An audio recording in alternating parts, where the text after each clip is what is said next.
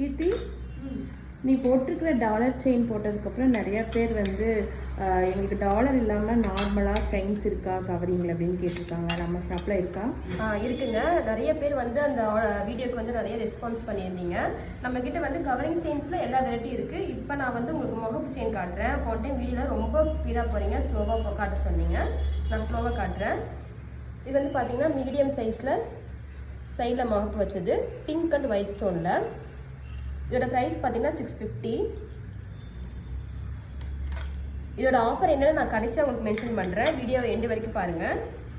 Same முகப்பு செயினில் white colour stone இல்லாமல் வெறும் பால் வச்ச முகப்பு செயின். இதோட அமௌண்ட் எல்லாமே நான் ஸ்க்ரீனில் மென்ஷன் பண்ணுறேன்.